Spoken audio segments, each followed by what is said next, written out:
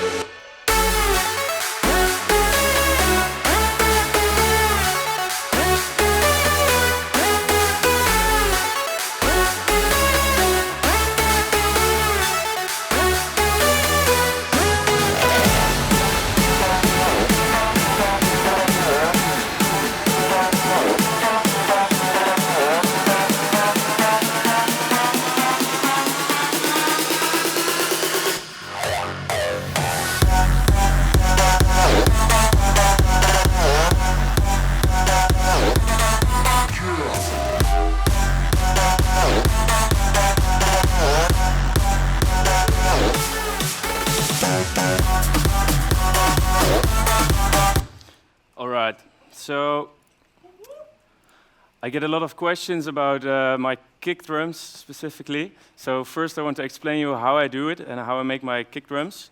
So I often use a really short kick sample or multiple, and then layer a synth below that for either the real sub or the mid sub. So here is the project, and over here are the kick layers that are active. So this one consists of 4 layers. As you can see, there's a few disabled samples as well, because like making a good kick is always a process. So you try things, it doesn't work, but I still leave it in there and search for something better. So let's check these samples. The first one is this sample. And actually nothing really special is on there, only a little EQ. And this EQ, this dip here, about 100 Hertz, is to make room for the next sample, which is this one. And the first one is really boomy and has a lot of punch that you feel in your chest in a club. The second one is the clicky, and actually this is the kick I used in my track Invictus, which is also like 3 layers or something, but I really like the click, so I used this sample. As you can see, it's made quite short, because normally it's much longer, but I just need the click part. To get more click in your kick, I often EQ it, and this is the EQ on there. As you can see here, this 80 Hertz, it's about the same where the other dipped. So if you combine them, it works better together. And a good trick is this transient designer from Waves. As you can see here, you've got 4 bands. And the second of the third and the fourth band are boosted by 3 and 3.4 decibels. And what it does is every time the kick hits, it boosts the high frequencies really shortly. So let me compare it for you guys. If you disable it, and now enabled. Not sure if you can hear the difference here, but gets a lot more click. I use it a lot on my kicks. Just be sure to, when you open it, you're not messing with the low end range, because then you're boosting the low end as well, and you want to control that. So then onto the next layer is the bass line. Actually, it's just the root note completely filled out, and it says Silent 1 saw wave, actually just the init preset from Silent. And then on top of that, like if I disable the effects, this is just a saw. So the first EQ, as you can see, I'm boosting every harmonic to create the EDM kind of kick. And then second EQ, it's even more. And I'm boosting a lot, like 8 decibels in the low end. And I know it sounds crazy, but I just want to tell you guys, don't be afraid to use EQs and just try stuff. Then it's a Saturn. And actually this one, as you can see, I made a bend in the low end and boosted it even more on the warm tube mode to create a little bit of distortion. And then this is funny, because as I told you, building a kick is really a process. So I was aiming for this to be the Bigroom kick, so it has all the harmonics. But then in the end, I wasn't happy with it, and I found another sample to use the harmonics. So what I did to the sub was add one final EQ, and actually I cut everything I made away to make just the sine. And it's super stupid because I just could have used the sine wave, but it's a process, so you start on trying things, get the best result, and that's it. So all these together, we have this. And of course, by the way, there's I need to enable this LFO tool over here to make room for the punch. And then we have one final layer, and that's the sample I talked about in EDM kick from Vengeance. And in the end, I decided to use this for the harmonic layer to make it EDM feel. And of course, the low end is completely cut out from it because you already have your own low end. And then there's an LFO tool as well to compensate for the punch from the other kicks. And that's basically the kick. And it's different. It's a different process every time. But I think this is cool to try out yourself at home. Then I'm using this sub pack at home. I've showed it multiple times, but I'm not sure if you guys know this. This is a big vibration unit. You connect it to your sound card and put it in the back of your chair. And it vibrates at the bass notes. There's everything, I think, between like 20 to 150 hertz. It vibrates and you can feel it. And the cool thing is that it really connects to your music. So if you don't put it too loud, but just a little bit, you get the feel that you're in a club. And for me, it makes it much easier to really mix your kick well, because you're not in a club in the studio. I'm still working in a small room, so my speakers don't even produce that much sub. And with this tool, you can feel the sidechain as exactly like how you should put it. So I think it's worth to check it out. I use it on every single track. Okay, another small trick for your kick.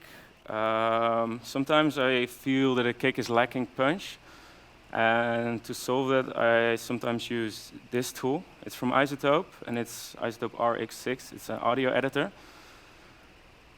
So let me show you. If you grab a kick sample, I'll put it in here. This is just a Cashmere kick. Sounds like this, but for example, if you want to change the punch, you've got a really cool feature, which is called pitch contour. And if you open it, you get, this is the time you have over here, that you selected over here. So this is actually the kick. And let me remove these. You can place bands over here. And as you can see, it says how much semitones you pitch it up based on time.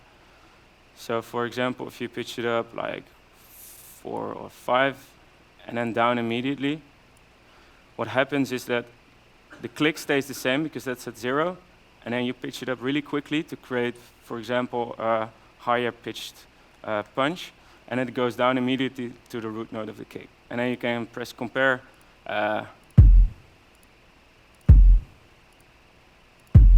You hear the difference? And then if you process it, you can bounce it out, and you have edited your kick to get more or less punch, whatever you want. Next on, there's a few elements in this drop that I want to show you. Of course, you've got the leads, you've got the kick, but then there's a lot of background noises or background synths that really make the track sound full and complete. And often people like ask, how do you get it sound so full? Well, I think it's because of these background synths, so I want to show you. I first play it a little part with these, and then I'll turn them off. And hopefully you hear the difference.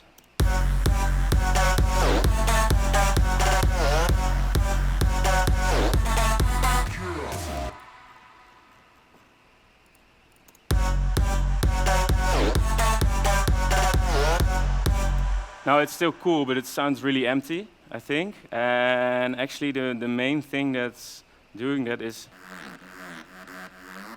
this weird synth. You don't even hear it in the track, but when it's missing, it really lacks like the completeness. So what this is silent one, 2 saw waves, detuned, nothing really special, and then this is the bass sound, and I put a lot of EQs and distortion after each other to make it a bit more special. And because I used the detune with 2 saws and a retrigger off, it's really wide sound, so it fills up it makes your track sound really wide as well. I think the rest is not really. What is this? Just distortion stuff, but it's basically about the sounds. And I'm not sure if you hear it on the speakers because they have a really loud sub over here. But if you listen in your studio, you really hear that it's an empty track or it's full, but you don't really know what's the difference. So I would advise to check out small background sounds. Of course, noise as well, but also try to play with these synth stuffs.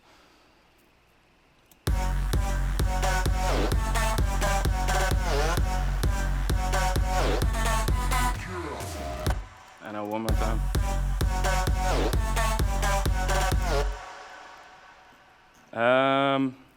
And next thing with mixing, which is really important, is stereo width. And if I check some demos that I get from you guys, not you guys, but from a lot of guys, I often hear like problems with the stereo image. Either it's really mono, or it's just completely like spread out way too much, and therefore it gets like a lot of high-end trebles and stuff. So back in my days, I also had like issues with getting the stereo right, and I put some acoustic treatments in my room, especially left, right, and above you, and then the stereo image just gets so much better. So I would advise to check that out. Also, don't mix the stereo on your headphones because it just doesn't really work. You don't get the full image. You need to do it on speakers to really listen to where the sound is placed. And then to mix it, always try to use different stereo techniques, but I will show it later on in a different project as well. Also for percussion, try to put percussion like one thing left, one thing right, so it spreads out. And if you put some sounds on all these sides of the stereo image, your track will sound way better, I think. Any questions so far on this project?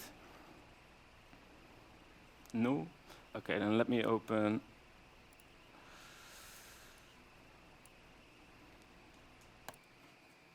the next one.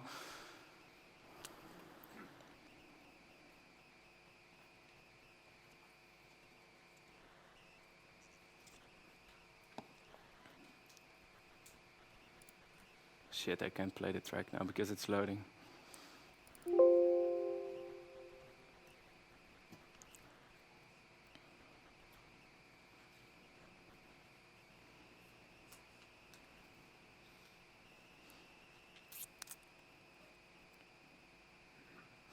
Okay, I will start already. So this is my remix for Alive by Sick Individuals. We just gave a masterclass as well. And first I want to show you the break and how to make your break sounds like cool and also use the right amount of layers and stuff. First I'll play the track.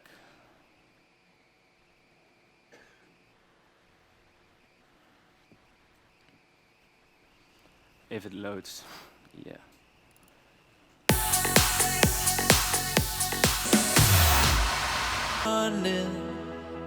Ain't got nothing left but your silhouette. I'm fine.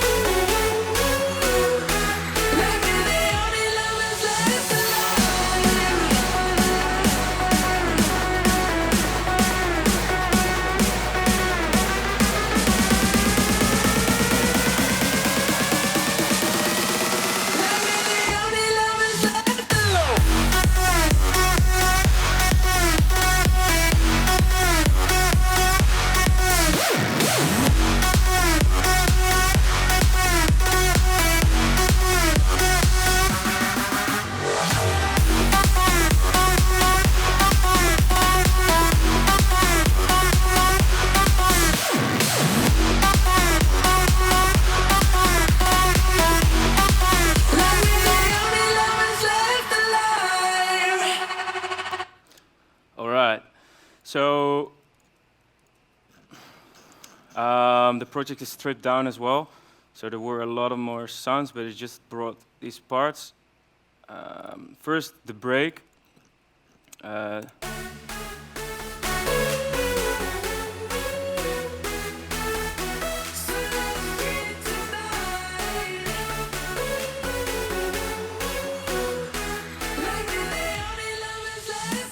So I want to talk about the about the layers I use. Often when sometimes I hear like tracks that have a lot of supersaw layers on top of each other, but the problem is like all these supersaws sound kind of the same, have a lot of high end and noisy, and then it gets really thin and lacks energy, I think. So I want to show you how I usually do this kind of stuff. So let's start with the supersaws one by one. Check. This is the first synth. It's Avenger, and I'm not sure if you guys know this synth. It's not really popular that much, but it's my favorite synth right now. It's made by Vengeance, and you can see it like it has the sounds a bit like Nexus, but you can edit everything you want, and actually way more than you want. It's crazy. It's much more versatile than Silent or whatever. Only thing, it's pretty heavy on your CPU, so you need to have a good computer. But this is actually the only real supersaw I used. And as you can see, even the EQ is disabled, so it's just literally the sound out of the synth. And then the second layer over here is much more in your face. It's not this supersaw noisy stuff, it's a bit distorted sound.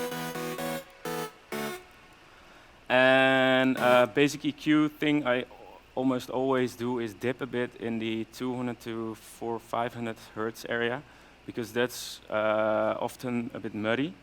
And if you cut it out, yeah, it sounds way better. And I think, yeah, I learned it back in the days, and now I'm using it almost on all sounds. Of course, listen how your track sounds, but still it's good to try it at least, because it's often an area with some problems. Also, I'm cutting out the low end a bit, because I'm adding a new layer later for that to control it better. So these two together, it's already quite full. It goes to a buzz with a little bit of, oh fuck, it's loading here. Oh my god. I can't grab it. Well, the EQ is not that special. The reverb, I use Arts Acoustic Reverb a lot for the long reverbs. It sounds really clean, and I use the same kind of preset on almost all the sounds. And what happens then is that they all glue together really well. Because if you use different reverbs, you get a different room, and then it sounds a bit weird. So if you add the same reverb to all these sounds, they glue together and it sounds as one.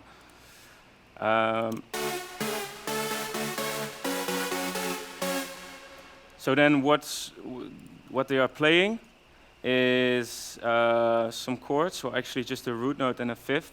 And then I always put my melody on top of the supersaws as well, because the melody needs to be in front. And they both play the same stuff actually. Then we have bass line.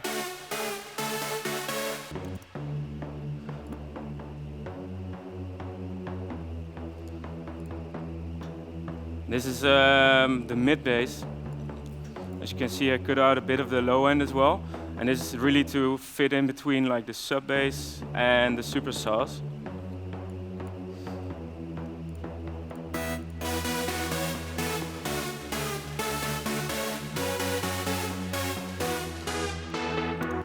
And then, of course, you need a real sub bass for the club feel, and it's just a sine wave from Silent. That's it. Plays the same notes.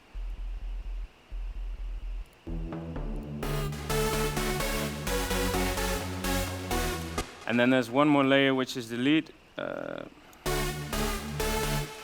that's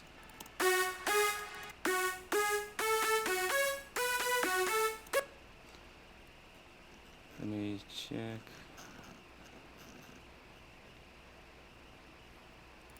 Is it in here? Ah, yeah. Also Avenger.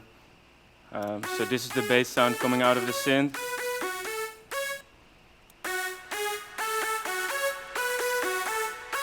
Actually, this EQ isn't even needed, but I always do it on every single sound. Put the EQ first, cut out the low end, actually to see if there's like problems.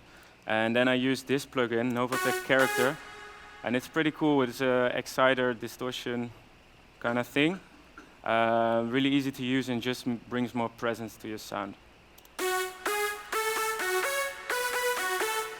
And then of course the same reverb as I told you, so it glues together well. And the LFO tool is disabled for now. It's in the second break when the kicks comes in. So all together,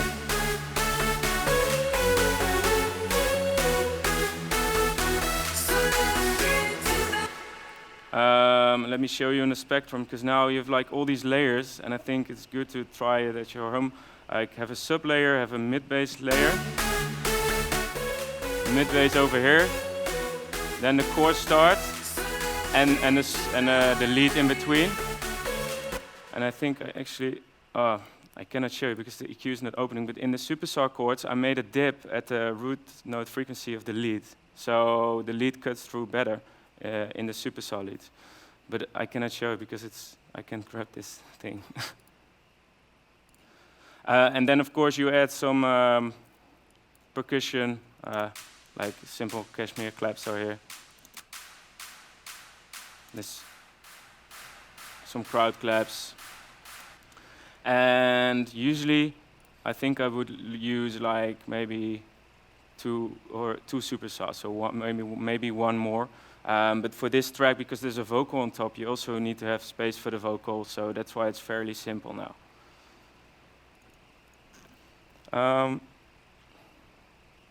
I think that's it. So let's go to the drop over here.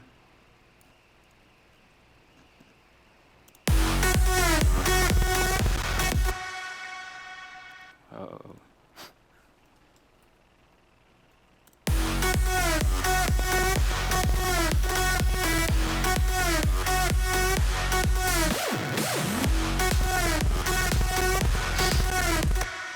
Okay, well, you know the drop. So with this one, I want to give you an example as well with, like if I disable the lead sounds, and then I need to see this one as well. The track still sounds really wide and has a lot of ambience, and that's what I was talking about with the background stuff that really fills up your track.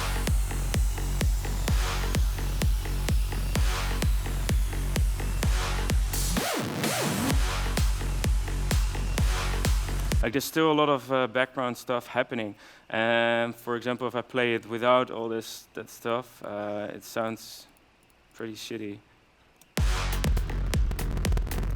Shit.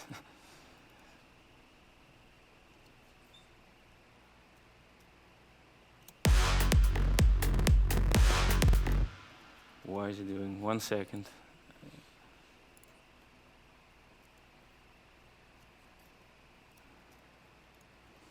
Okay.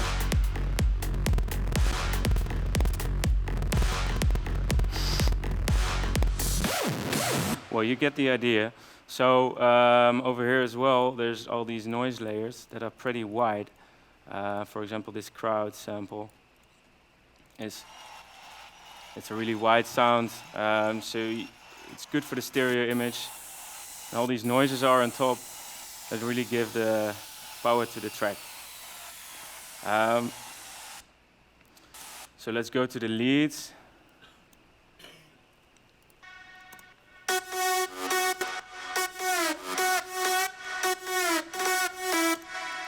So actually it's a 3 layers. I'll play them one by one. So this is the main one. It's a Nexus lead.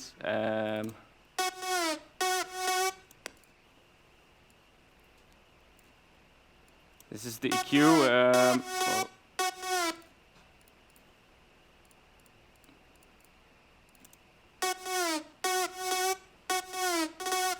actually, this is not my normal thing I do. Usually I dip it around here, but for this track I felt like it needed a little boost. I use Noble the Character again. Fab Filter Setter, and most of you guys know it, I think. Stereo Imager. And as I told you, try to use different stereo techniques. So on this one I use the S1 Imager Stereo, which just boosts the side signals. But on the second one I'll show you a different one, and then together you have the maximum kind of stereo image. It glues better together. Decimor is a bit crusher, just a tiny bit. And then, as I told you, always put an EQ afterwards, because as you can see, if I play it, all these distortion plugins, they add rumble in the low end. As you can see here, this was there, and I cut it out because it creates trouble in your track.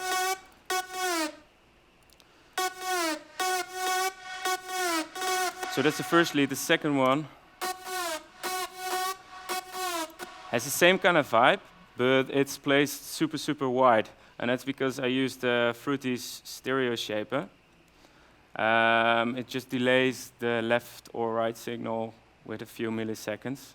And now I think the left channel is delayed by, let's check, 19 milliseconds. I'm not sure if you hear it on these speakers, but actually in the studio you can hear it's like placed over there, and the other lead is a bit more in the middle, and then together it fills it up. And it actually sounds like one lead sound. Then we have a third one, which is dead center, because we already have a bit of the white stuff. And it's a bit cleaner saw thing. It's basically a saw wave with the shaper function in Avenger.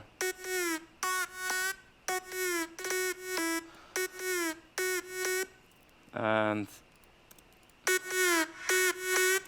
as you see, I disabled the stereo plugin because I was trying to mess with it, but then I thought, like, okay, we need one center lead.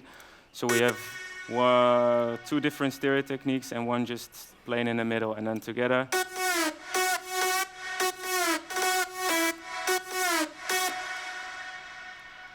So that's the leads. A cool trick, I'm not sure if any of you guys use FL Studio. Yeah? Okay, so I'm not sure, when I talk to this about people, hardly anyone knows it. As you can see, I'm using pitch bend for these 3 leads, but it's only one pitch bend automation. So how it works is you create the first one just by right-clicking, make an automation clip. And then for the next one, you right-click, go to link to controller, and internal controller, you select. If you click, you see all the automation clips in your project. Like it starts empty, and you select the right one. So right now it was lead 1 channel pitch because you just made that. You, like this button is red the first time you use this feature, so disable it and then click accept. And now both of them follow the exact same pitch bend automation. And you can use it for all automation. You use it for filters as well. It's much easier and a cleaner project file because you can have multiple things linked together.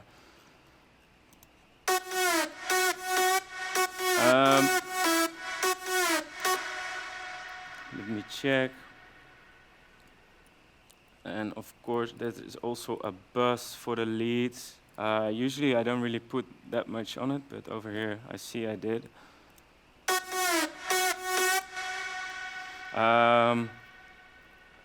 Yeah, so why am I dipping here? I think like the 1.5K hertz is always a bit harsh on your ears. And if you dip it a little bit, the sound gets a bit cleaner. So that's why I'm often like dipping a little bit at 1.5K. and sometimes boosting at 5K to get a bit more presence. Of course, it's different for every single sound you have, but these are some guidelines that I use to EQ.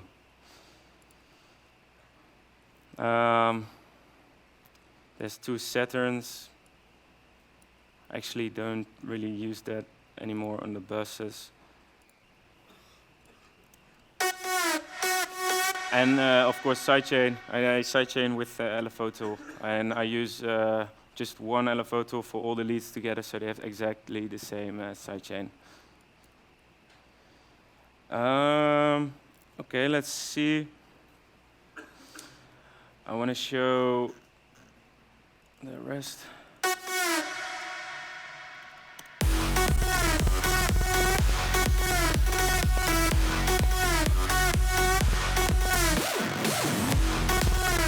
Jesus, sorry guys.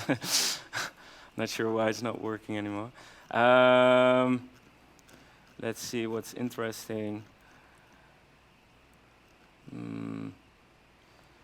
Well, I didn't use it in this project, but for percussion sometimes I use LFO tool as well. And I can quickly show you over here. I made a... Oh, the preset's not here. Well, okay.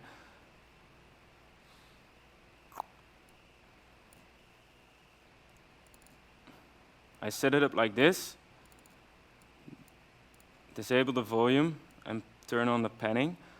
And then you can set the rate over here or just use freeform. And I put this, for example, on hi-hat sometimes or on noise. And what happens is it pans really fast. So your sound goes from left to right, non-stop. And that way you can create a nice stereo image as well. Like if you layer 2 hi-hats on top of each other, play the same rhythm. With one you use this technique, and with one just in the center or a different technique. And like all small tricks to make it sound wider. And actually, you see this is the one I always use. There's no sound coming through now, but like this. And then I think that's basically it. Do you guys have any questions? Yeah? Okay, wait, let me throw this to you. What's the name of the thing you showed us? It's called Subpack. SUBPAC. Okay, thank you.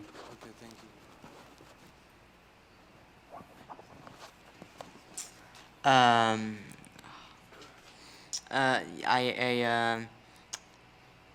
can I tell it?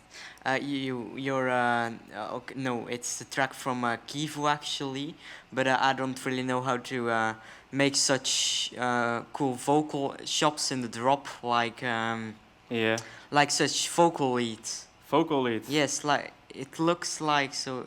Yeah. Well, actually, I think it's from Nexus. Yeah. They have some vocal chops, and sometimes you can just use samples as well. Yeah.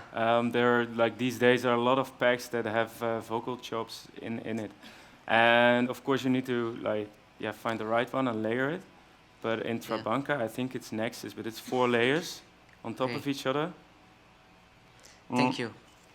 So check it out. Maybe they have some preset packs to check out. Any more questions? Yeah.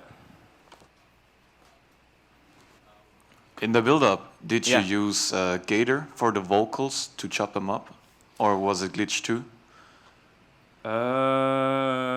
Pre-vocal drop, I think. In the Alive remix? Yeah. Okay, wait, let me check. Because I removed the build-up, so it's able to run.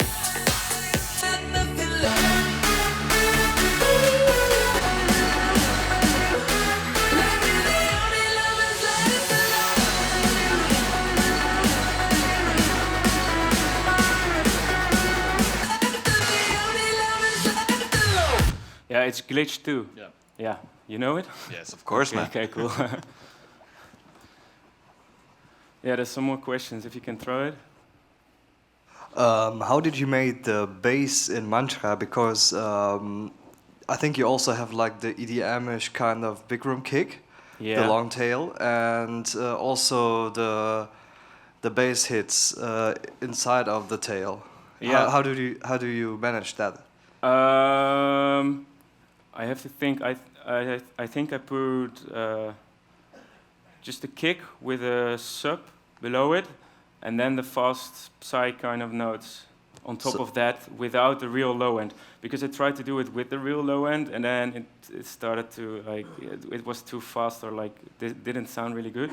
So I decided to use one long, just a sine wave, I think. Okay, thank Yeah? you. Cool. Some more questions behind you? Yeah. Hi.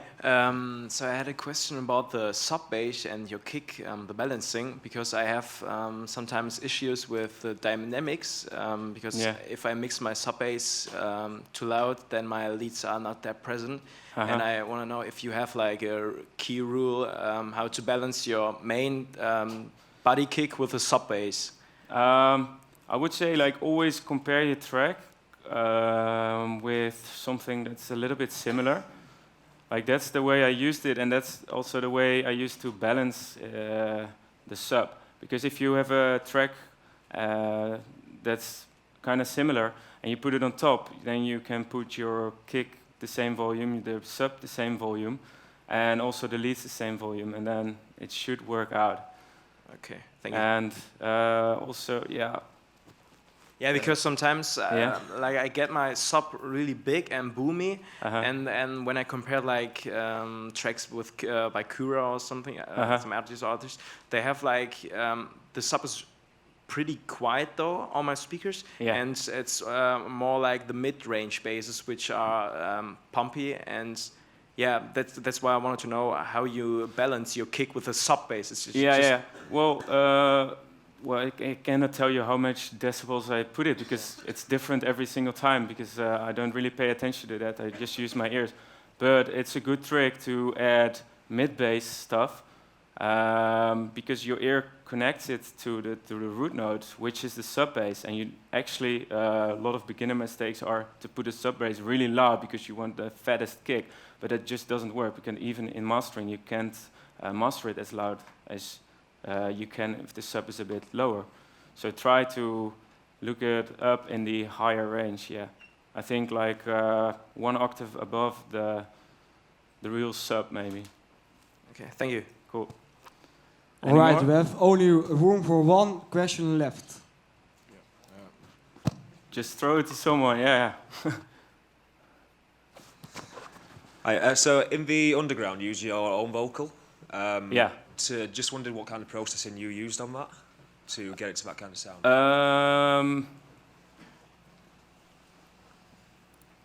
Actually, there's a YouTube video on that one. That's why I didn't explain it over here. You can watch Image Line's YouTube account, okay. and they put a whole video with the whole explanation of the underground. I also show exactly the processing on my vocal. Oh, nice. Yeah? Sounds, yeah. Cool. Give a big applause for Maddix.